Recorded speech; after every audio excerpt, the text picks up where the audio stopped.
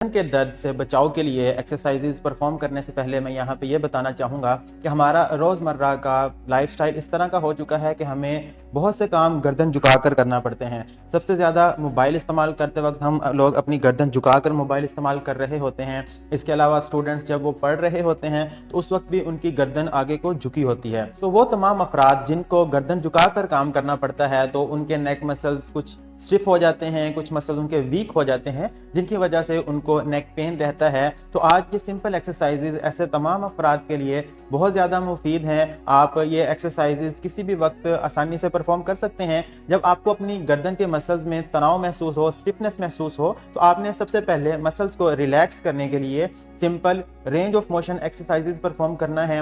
ये एक्सरसाइजेज आपने इस तरह से परफॉर्म करना है जैसे हम नमाज में सलाम फेरते हैं। आपने गर्दन को एक तरफ लेके जाना है और फिर आराम से गर्दन को दूसरी तरफ टर्न करना है। आप 2 से 3 सेकंड एक साइड पे मूवमेंट परफॉर्म करके रोकेंगे और फिर दूसरी तरफ करेंगे। ये एक्सरसाइज आप 5 रेपिटेशंस के 2 सेट एक वक्त में परफॉर्म कर सकते हैं। सिंपल साइड बेंडिंग है, आपने गर्दन पूरी घुमानी है जहां तक आप आसानी से लेके जा सकते हैं। इसी तरह आपने गर्दन को दूसरी तरफ घुमाना है। अपनी अपर बॉडी को आपने मूव नहीं होने देना। कुछ लोग एक्सरसाइज करते वक्त अपनी चेस्ट को भी मूव कर रहे होते हैं, इससे आपकी नेक के मसल्स ज्यादा एक्टिव नहीं होते। तो हमने सबसे पहले नेक के मसल्स को रिलैक्स करना है। उसके लिए ये simple range of motion exercise बहुत जरूरी है। नेक के मसल्स को रिलैक्स करने के लिए जो दूसरी बहुत अहम एक्सरसाइज है उसमें आपने अपने शोल्डर को स्टेबल कर लेना है। शोल्डर को उठना नहीं चाहिए। आपने सर बिल्कुल न्यूट्रल रखते हुए, सीधा रखते हुए अपने कान को अपने एक कंधे की तरफ लेके आना है। अगर आप अपना दायां कान दाएं कंधे की तरफ लाते हैं तो आपके दूसरी साइड पे बड़ा जेंटल सा आपको स्ट्रेच फील होगा। इसी तरह आपने दूसरी तरफ परफॉर्म करना है। आप इसे 3 to 5 सेकेंड्स रोक कर परफॉर्म कर सकते हैं। बहुत इजी और बहुत सिंपल एक्सरसाइज है जिससे आपके जो नेक के मसल्स हैं उन पे कंटिन्यूअस जो स्ट्रेस आ रहा होता है वो रिलीज हो जाता है। नेक पेन रिलीफ एक्सरसाइज में नेक्स्ट एक्सरसाइज को हम चिन टक एक्सरसाइज कहते हैं। चिन टक एक्सरसाइज करते वक्त बहुत से लोग ये गलती करते हैं कि वो अपनी चिन को टच करते हैं इस तरह से, लेकिन आपने चिन टक में इस बात का ख्याल रखना है। मैं आपको साइड से परफॉर्म करके दिखाता हूँ कि सर को बिल्कुल सीधा रखना है और अपनी चिन को आपने इस तरह से बैकवर्ड मूव करना है। आप जब इस तरह से बैकवर्ड मूव करेंगे तो आपको जो गर्दन के ऊपर वाले 2 मोहरे हैं वहां पे मूवमेंट फील होगी। तो ये चिंटक आपने एक्सरसाइज इस तरह से परफॉर्म करना है, बिल्कुल न्यूट्रल सीधा खड़े होते हुए। आपने अपने सर को पीछे की तरफ लेके जाना है।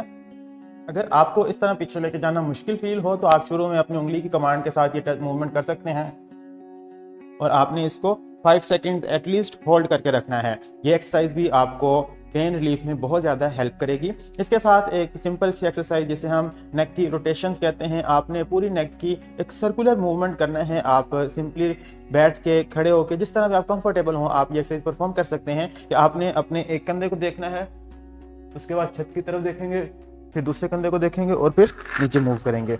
आपने कंप्लीट सर्कुलर मूवमेंट परफॉर्म करना है अपने नेक के मसल की। इसमें काफ़ी रिलैक्सेशन होगी। आप इसी तरह इसको क्लॉकवाइज और एंटी क्लॉकवाइज दोनों तरफ से परफॉर्म कर सकते हैं।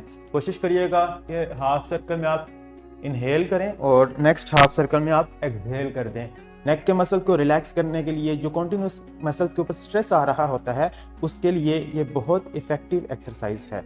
रेंज ऑफ मोशन एक्सरसाइजेज के बाद हम नेक के मसल की स्ट्रेचिंग परफॉर्म करते हैं। रेंज ऑफ मोशन एक्सरसाइज से मसल्स वार्म अप हो जाते हैं, इससे मसल काफ़ी रिलैक्स फील करते हैं। लेकिन अगर मसल्स के ऊपर काफ़ी ज़्यादा स्ट्रेस हो तो उसको रिलैक्स करने के लिए हमें मसल की स्ट्रेचिंग करना पड़ेगी। अपर ट्रेपीजियस की स्ट्रेचिंग हम करते हैं कि आपने अपने हाथ को अपनी बैक पे इस तरह से रख लेना है। इससे आपका ये शोल्डर स्टेबल हो जाएगा। हमने अगर राइट साइड के मसल्स की स्ट्रेचिंग करना है तो राइट साइड के मसल्स को आप इस तरह से स्टेबल कर सकते हैं कि आप अपना हाथ अपने बैक पे ले जाइए। अगर आप बैठ के कर रहे हैं स्टूल पे, चेयर पे, तो आप अगर उस स्टूल को या चेयर को पकड़ लेंगे तो उससे भी आपका ये शोल्डर स्टेबल हो जाएगा। उसके बाद स्टेबिलिटी के बाद आपने क्या करना है कि अपने सर को बिल्कुल सीधा रखते हुए अपने दूसरे कान को उसने कंधे की तरफ लाना है। इससे आपका यहाँ पे आपको एक स्ट्रेच फील होगा। इस स्ट्रेच को ओवर प्रेशर अप्लाई करने के लिए आप अपने दूसरे हाथ को इस तरह से ऊपर से लाइए और इस तरह आपने इसको रोक कर रखना है। शुरू में ये स्ट्रेच परफॉर्म करते वक्त कुछ लोगों को मुश्किल होती है तो वो 5 से 10 सेकंड्स तक ये स्ट्रेच परफॉर्म कर सकते हैं।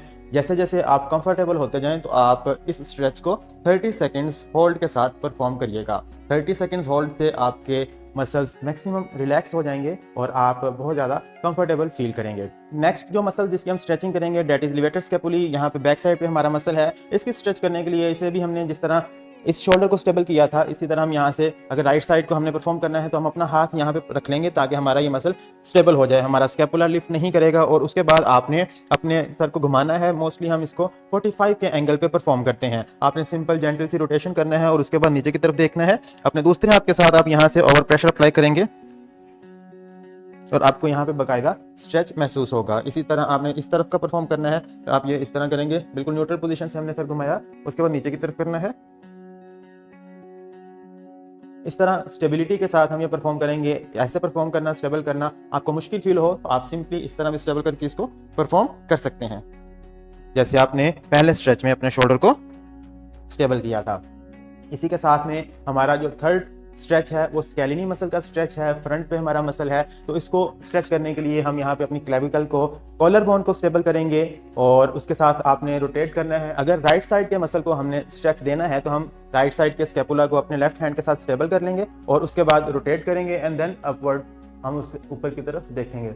यहाँ पे बाकायदा आपको स्ट्रेच महसूस होगा। इसी तरह आपने यहाँ पे क्लेविकल को स्टेबल किया, रोटेट किया और फिर ऊपर की तरफ देखना है।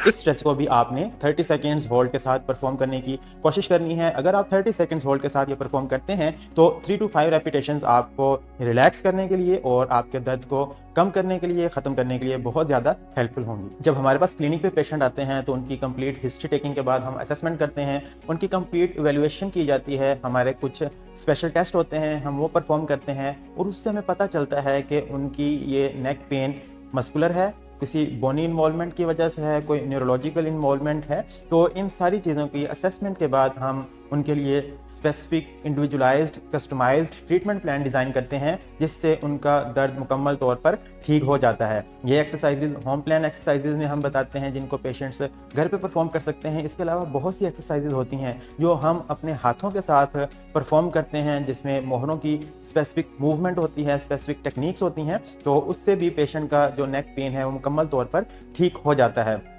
तो अगर आप या आपके आसपास किसी भी फर्द को इस एक्सरसाइज की ज़रूरत है या वो अपना चेकअप करवाना चाहते हैं, इस तरह के दर्द में मुब्तला हैं, तो वो हमारे पास क्लिनिक पे तशरीफ़ ला सकते हैं। आप नीचे दिए गए नंबर्स पर रब्ता करके हमसे क्लिनिक पे अपना चेकअप करवा सकते हैं। मैं उम्मीद करता हूँ कि आपको आज की वीडियो पसंद आई होगी। आप कोई बात पूछना चाहते हैं या अपना फीडबैक देना चाहते हैं तो कमेंट्स में ज़रूर लिखिएगा। अपना और अपने प्यारों का बहुत सारा ख्याल रखें, दुआ में याद रखिएगा। अल्लाह हाफिज़।